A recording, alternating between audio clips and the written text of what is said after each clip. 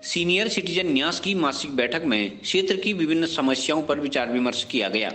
वरिष्ठ नागरिकों ने कहा कि जिले में उद्योग स्थापित नहीं हो पा रहे हैं, जिससे युवाओं का लगातार पलायन हो रहा है। संगठन के उपाध्यक्ष दलीप सिंह खेतवाल ने कहा कि ग्रामीण क्षेत्रों में उपलब्ध कच्चे माल पर आधारित उद्योग स्थापित होने चाहिए। उन्होंने कहा कि सरकारों को इस ओर ध्यान देना चाहिए, अन्यथा पलायन को रोकना मुश्किल होगा। संगठन के बालादत्त तिवारी ने कहा कि नगर में टैक्सियों के मनमाने किराए पर रोक लगनी चाहिए, साथ ही जाम से निजात दिलाने के लिए रिंग रोड तथा बाईपास का जल्द से जल्द निर्माण होना चाहिए। हमारा सीनियर सिटीजन वेलफेयर ट्रस्ट का कार्यक्रम आज यहाँ एक बैठक है। इस बैठक में ये निर्णय लिए गए हैं कि एक तो बागेश्वर में नगर पालिका क्षेत्र के अंतर्गत जो बाइकर्स हैं और जो गाड़ियाँ चलती हैं, इनकी स्पीड 20 से ज़्यादा न की जाए और जगह जगह पर रोड ब्रेकिंग लगाए जाए। दूसरा, हमने ये निर्णय लिया है यहाँ पर कि आज हम पुलिस महानिरीक्षक बागेश्वर में पधार रहे हैं।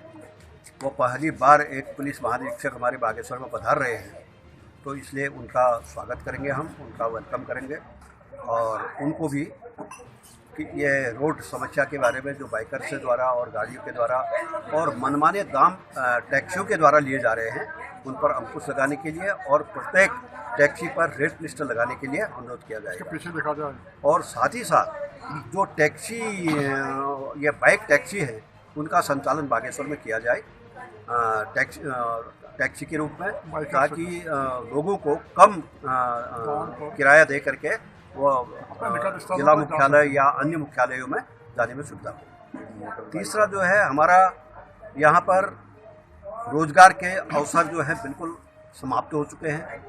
हमारे यहाँ संसाधनों की, प्राकृतिक संसाधनों की कोई कमी है ही नहीं। पिरूल से संबंधित है, लीसे से उद्योग है, खड़िया से है, खनन है, तमाम दुनिया भर की संसाधन हमारे पास हैं, लेकिन यहाँ कोई उद्योग स्थापित नहीं किया जा रहे हैं, जिससे हमारे आने वाली पीढ़ी वो रोजगार से महरूम हो चुकी है। तो इसलिए हम बहुत जल्दी ही एक शिष्टमंडल लेकर के माननीय मुख्यमंत्री जी के पास जाएंगे और उनको सुझाव देंगे कि हम अपने यहाँ कौन कौन से उद्योग स्थापित किए जा सकते हैं और इन उद्योगों को स्थापित करने के लिए आप आवश्यक कदम उठाएं। इसके अलावा आज ये भी निर्णय लिया गया है कि हम एक स्मारिका का विमोचन बहुत जल्दी करने वाले हैं। कुली बेगार आंदोलन जिसको 100 साल पूरे हो चुके हैं, उस पर हम एक स्मारिका, जिसमें हमारे बुजुर्गों का इतिहास और हमने जो संघर्ष किया हमारे बुजुर्गों ने और अंग्रेज शासन के विरुद्ध जो लड़ाई लड़ी और कुली बेगार आंदोलन को यहाँ समाप्त किया, उसकी छाप पूरे भारत के इतिहास में वो लिखी गई है। तो उन स्मृतियों को याद करते हुए हम इस स्मारिका को छाप रहे हैं और इसमें बागेश्वर जनपद की विभिन्न जो सूचनाएँ होंगी और विभिन्न जो अच्छे अच्छे विद्वानों के लेख होंगे वो प्रकाशित किए जाएंगे। इस स्मारिका का विमोचन हम अप्रैल महीने में अपने सम्मेलन में करेंगे। और आज ये भी सुझाव आए हैं कि जो पेंशनर हैं, गवर्नमेंट पेंशनर्स हैं, उनका गोल्डन कार्ड के नाम पर पेंशनर से भी उतना ही पैसा काटा जा रहा है जितना एक कार्यरत कर्मचारी से काटा जा रहा है।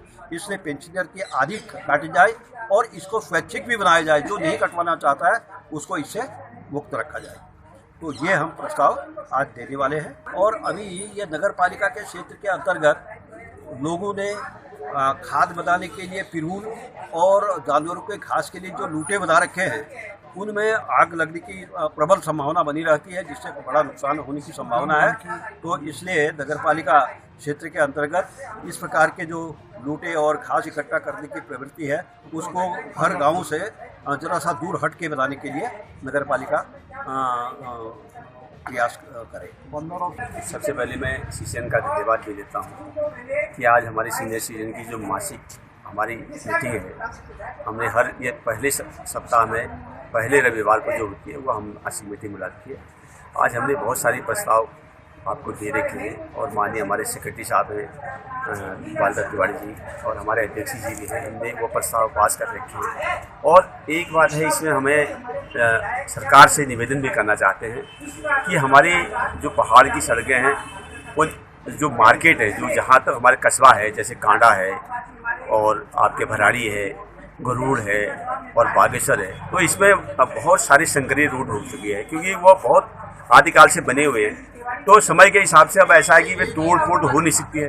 कि मार्केट बचे बचाए मार्केट को आप तोड़ नहीं सकते हैं। इसलिए हम सरकार से निवेदन करना चाहते हैं कि जितने भी हमारे एक ओवरब्रिज आए, क्योंकि दिल्ली में देखिए या देहरादून से ऋषिकेश से जो गढ़वाल से यहाँ हमारी कर्दबया जो वो रेल मार्ग आ रहा है उसमें भी ओवरब्रिज बन रहा है, कहीं पर अंडरपास बन रहा है। तो इसलिए हम निवेदन करना चाहते हैं सरकार की, भाई इसमें जो है जनहानि नहीं, इसमें आदमी को नुकसान न करके इसको ओवरब्रिज बनाया जाए और इससे इस समस्या का हल हो सकता है। और माननीय हम मुख्यमंत्री जी से निवेदन करना चाहते हैं कि भाई हमारे आज खेती खाली हो चुकी है, आज 20 साल राज्य बने हो गए हैं, आज गांव के गांव खाली हो गए हैं और रोजगार के साधन नहीं है। आज हमारे प्रवासी आ गए, सबको नज़र आ रहे हैं। जो लोग सत्ता में चले जाते हैं उनको सारे प्रवासी नज़र आ रहे हैं और जो सत्ता में रहते हैं उनको प्रवासी नज़र नहीं आ रहे हैं। ये बड़ा रहस्य है भाई। 20 साल से राज्य बने हो गए, न रोजगार के हमारे पास कोई साधन है, न खड़िया पर कोई उद्योग बन सके, न लीसे पर कोई उद्योग बन सके, न आपके पिरूल पर कोई उद्योग बन सके। भाई देखो आज टेक्नोलॉजी का युग है, जब सारी दुनिया टेक्नोलॉजी में चल रही है, क्या पिरूल पर कोई टेक्नोलॉजी नहीं थी? इस पर भी ध्यान देना चाहिए कि विधायक को तो हम करोड़ों रुपया दे रहे हैं, भाई हमारे जो विज्ञान है उस विज्ञान को भी तो करोड़ों रुपया दिया जाए, तभी तो वो इसके बारे में सोचेगा कि ऐसे इस पिरूल पर क्या हो सकता है। सारी दुनिया को जो है हम ऑक्सीजन दे रहे हैं, सारी दुनिया को हम जो है पानी दे रहे हैं और उत्तराखंड जो है यहाँ से पलायन कर रहा है। ये बड़ा दुर्भाग्य है भाई। हम सारी दुनिया को जो ठेका ले रखा है हमने पानी देने का, पूरी दिल्ली को पानी हम दे रहे हैं और पूरे दुनिया को हम हवा दे रहे हैं, पानी दे रहे हैं और हमारे बिजली दे रहे हैं और हमारे बेरोजगार जो है वो गुजरात में जवाने काटने के लिए जा रहे हैं। बड़ा दुख होता है। और आज जो सत्ता से नहीं है उनको सारे नजर आ रहा है उनको, और जब वो सत्ता में रहते हैं वो उनको नजर नहीं आ रहा है। इसलिए आपसे निवेदन करना चाहते हैं उनको भी ये समझाए। मैं यही समाज को देखना चाहता हूँ कि जो सत्ता में रहे वो उस सत्ता में क्या क्या उनसे ये पूछा जाए। मैं पूरे इलाके में और ये कहना चाहता हूँ कि उनको पूछा जाए जब तू सत्ता में था तूने इस बेरोजगारी के लिए क्या किया।